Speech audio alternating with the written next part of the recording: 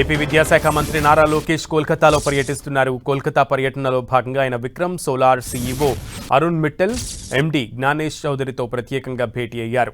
AP ప్రభుత్వం పునరుత్పాదక ఇంధన రంగానికి అందిస్తున్న ప్రోత్సాహకాలను ఉపయోగించుకుని Vikram solar limited power house storage విస్తరణతో పాటు ఇంటిగ్రేటెడ్ సోలార్ హబ్ ఏర్పాటు చేయాలని మంత్రి లోకేష్ విజ్ఞప్తి చేశారు.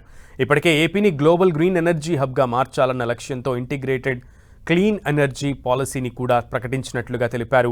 రాబోయే 5 ఏళ్లలో పునరుత్పాదక ఇంధన రంగంలో దాదాపు 78.5 గిగావాట్ల భారీ సామర్థ్యాన్ని సాధించడానికి ప్రణాళికలు రూపొందించినట్లు విక్రమ్ సోలార్ సీఈఓ ఎండీలకు వివరించారు మంత్రి నారా లోకేష్. అటు Himadri chemicals limited chairman and managing director Anurag చౌదరితో మంత్రి నారా లోకేష్ భేటీ అయ్యారు. నెల్లూరు లేదా చిత్తూరు ఎలక్ట్రానిక్ తయారీ క్లస్టర్లలో హిమాద్రి ఫేజ్ 2 క్లీన్ టెక్ లేదా సిలికాన్ కార్బన్ యానోడ్ యూనిట్ ఏర్పాటు చేయాలని కోరారు. హిమాద్రి అంతర్గత R&D కేంద్రం సాంకేతికత ఆధారంగా అమరావతిలో ఐఐటి తిరుపతి లేదా ఆంధ్ర యూనివర్సిటీ భాగస్వామ్యంతో ఒక అధునాతన మెటీరియల్ ల్యాబ్ను ఏర్పాటు చేయాలని విజ్ఞప్తి చేశారు. రాష్ట్రంలోని దేశీయ పాలిమర్, రబ్బరు, పెయింట్ తయారీ రంగాలకు సరఫరా చేసేందుకు ఇప్పటికే విశాఖపట్నంలో ప్రాంతీయ కేంద్రాన్ని నిర్వహిస్తున్న హిమాద్రి స్థానికంగా తన స్పెషాలిటీ బ్లాక్ కార్బన్ ఉత్పత్తి యూనిట్ ఏర్పాటు చేయాల్సిందిగా మంత్రి లోకేష్ విజ్ఞప్తి చేశారు.